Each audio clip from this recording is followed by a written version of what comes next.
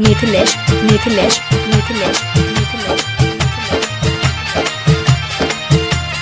अभी आप सुन रहे हैं लदनिया से मां म्यूजिक की शानदार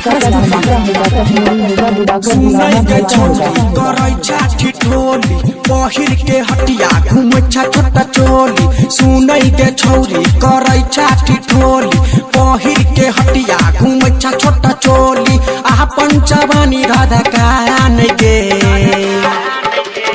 हाँ के छौरी सत्ता लबरी समान बहकान गे छौरी सत्ता लबरी समान बहकान गे सुनई के छौरी करे छाठी ठोली पहिर के हटिया घूमे छोटा चोली सुनई के छौरी करे छाठी ठोली पहिर के हटिया घूमे छोटा चोली अपन जवानी राधा कान गे हाँ के छौरी सत्ता लबरी समान बहकान गे छौरी सत्ता लबरी समान बहकान गे। आपका क्या नाम है? दिवाकर दीवाना भाईजान वगैरह जिला मधुबनी 2019। डीजे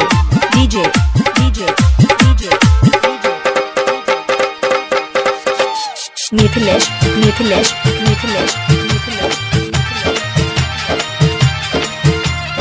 अभी आप सुन रहे हैं लदनिया से मां म्यूजिक की शानदार प्रस्तुति। इलाका का धमाका होगा लहंगा छौरी घूमे पूरा बाजार गए देखी जवन छौरा महारौ सिटी पीटे छो बूढ़ा बाका पार गए पहिर के छोटा कहा लहंगा छौरी घूमे पूरा बाजार गए देखी जवन छौरा महारौ सिटी पीटे छो बूढ़ा बाका पार गए एना कमर लचकान गए हाँ के छौरी सत्ता लबरी समान बहकान गे छौरी सत्ता लबरी समान बहकान गे। आपका क्या नाम है? दिवाकर दीवाना भाईजान वगैरह जिला मधुबनी 2019।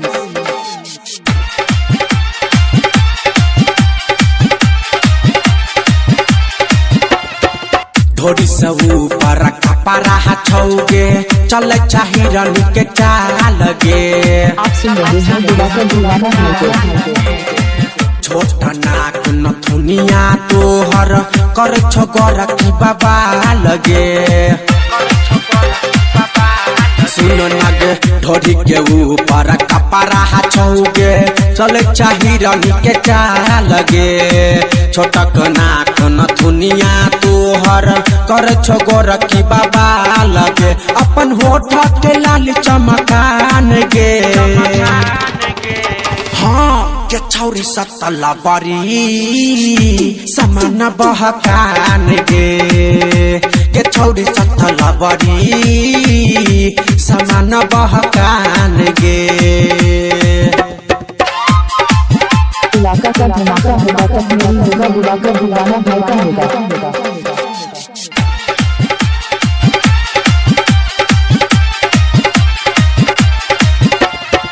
रेटर चंदन कह छो बुचिया ले तू जवानी के संभाल गे आप सुन रहे हैं दिवाकर दीवाना भाई। ललन बिहारी कट तो जदाते गालते तो दुखाई गे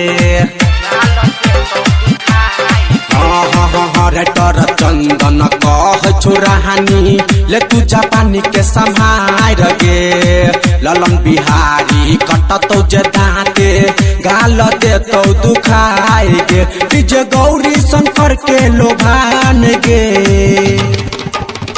हाँ के छौरी सत्ता लबरी समान बहकान गे छौरी सत्ता लबरी समान बहकान गे सुनै के छौरी करै छाठी ठोली पहिर के हटिया घुमै छा छोटा चोली अपन जवानी धधकान गे हाँ के छौरी सतला बरी समान पहकान गे के छौरी सतला बरी